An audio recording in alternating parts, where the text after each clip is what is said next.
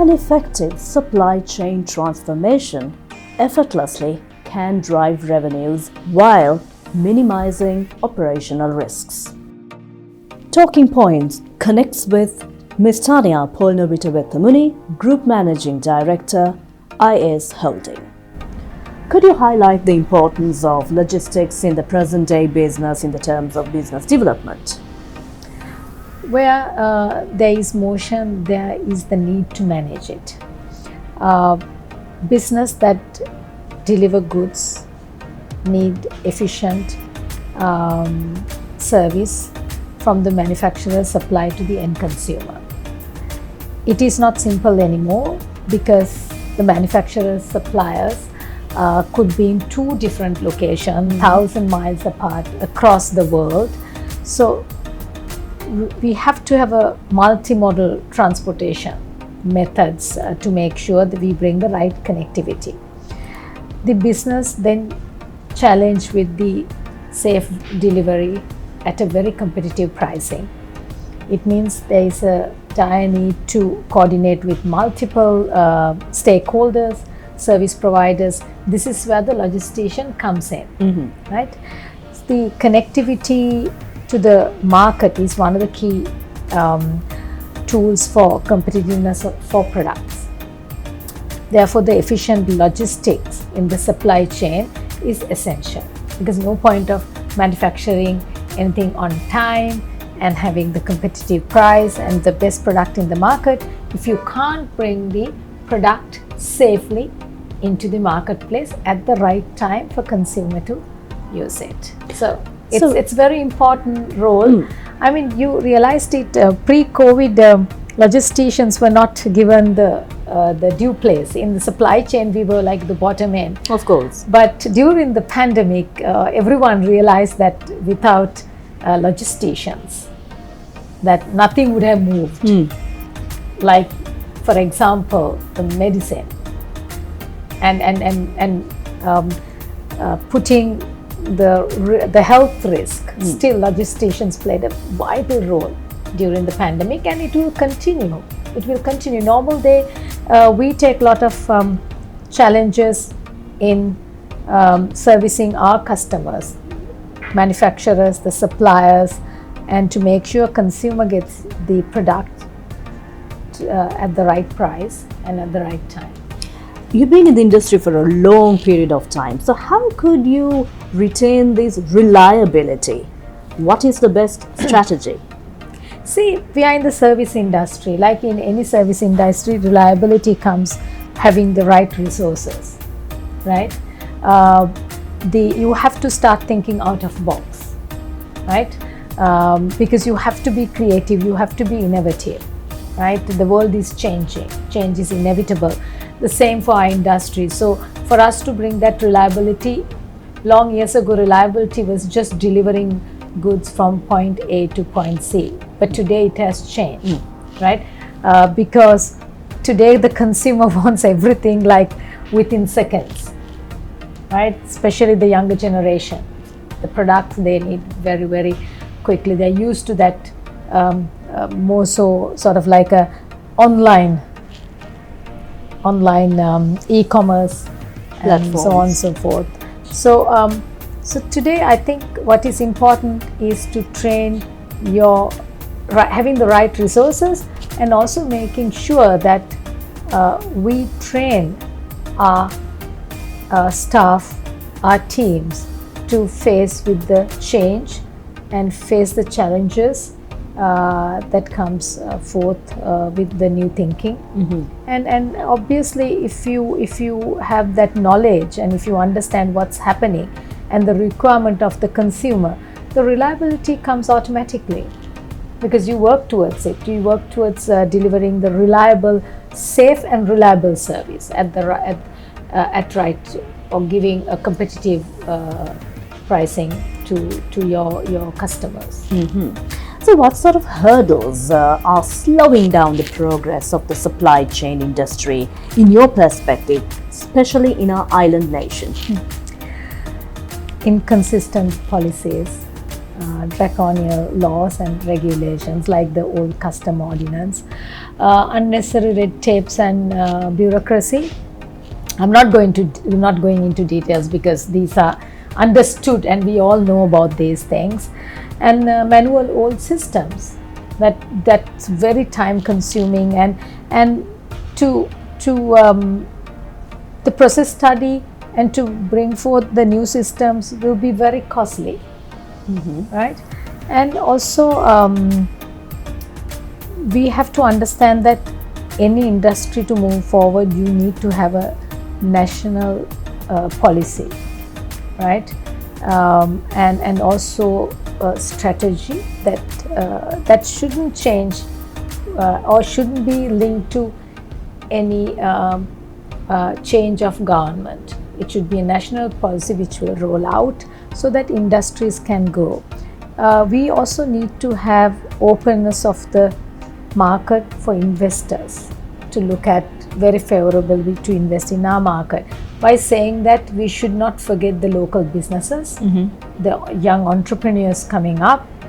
We should always protect, but we can't have 100% protectionism in an island like ours. But you must bring regulations and framework to protect local businesses while encouraging the foreign investment.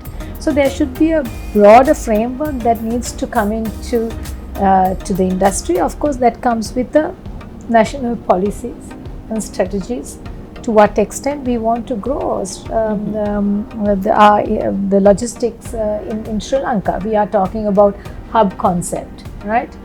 I mean, if you don't have local infrastructure developed, right? If you don't have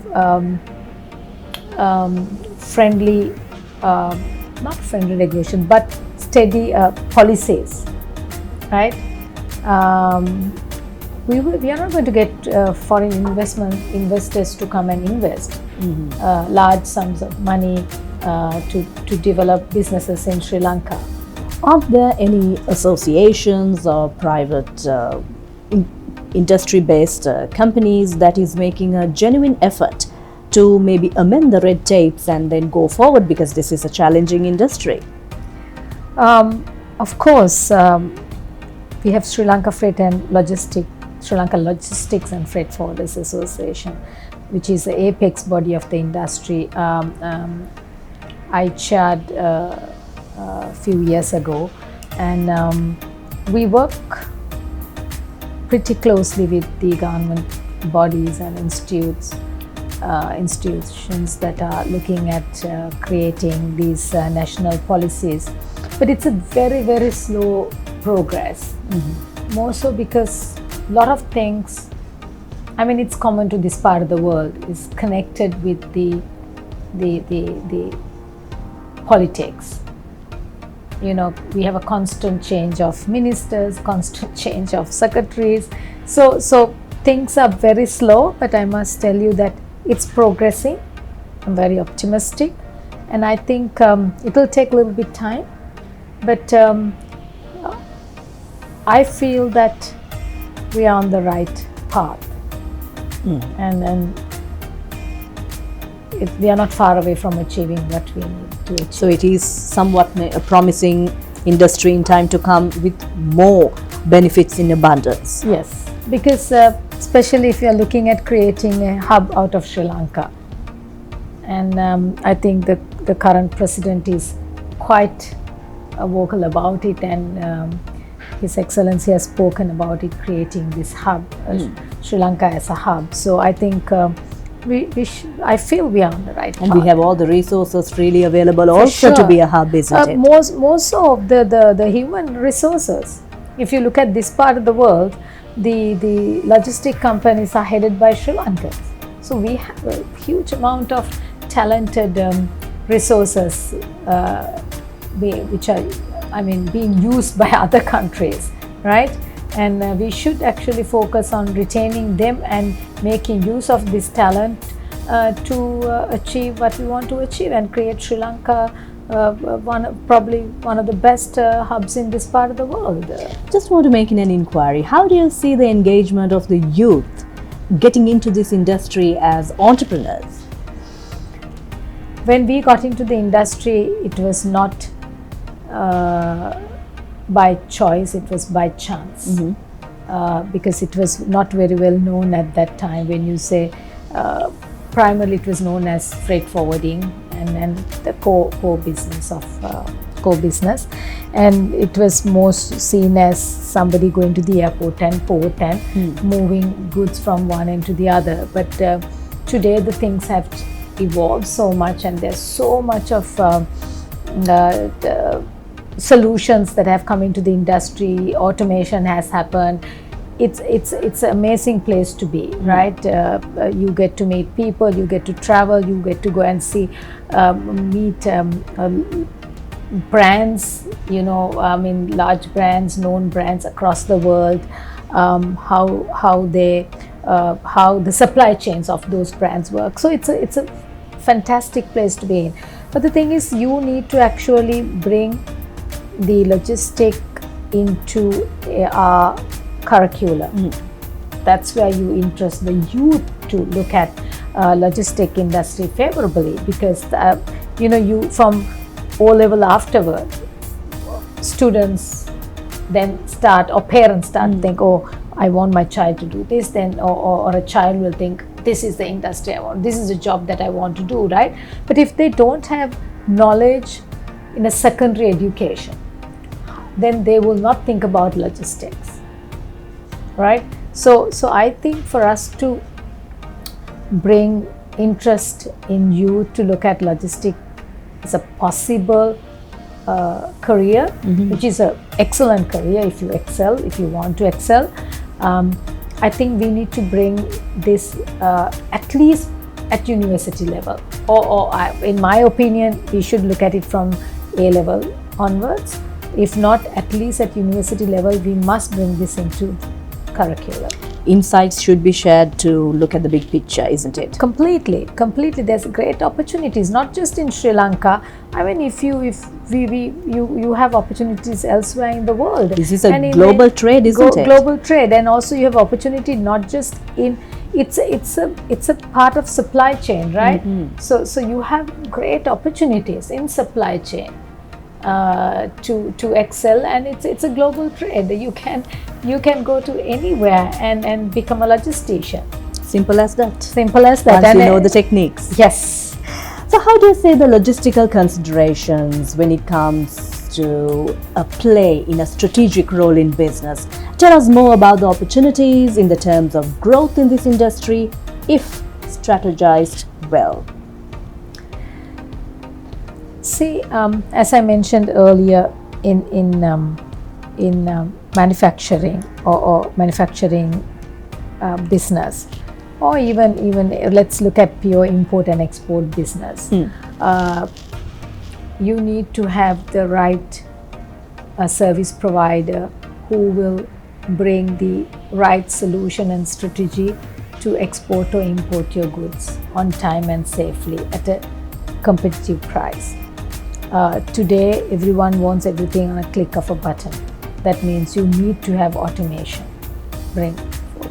Automation is very costly for certain businesses. If you want to have a end-to-end transparency, so that means it comes at a cost, but that gives you an edge over your competitor, right? So you have a control, you will know from top to bottom status of your goods, right? Where your inventory, right? Where your goods are. That includes track and trace. So it's very important that you have the right service provider who will bring right strategy or strategic thinking into your business, who will support. It's important that as a logistician or any service provider to understand the requirement of customer's customer, right? If you don't understand, for example, if you don't understand the consumer behavior, you cannot help your customer, right? The consumer behavior will tell, how fast something is moving, right? Whether it's at the right pricing. Okay, so we as a logisticians, we will have to help our customer to make sure we bring goods safely and competitively at the right time, so that consumer will have access to the ultimate product, right? So it's very, very important that we bring the right strategy to our customers.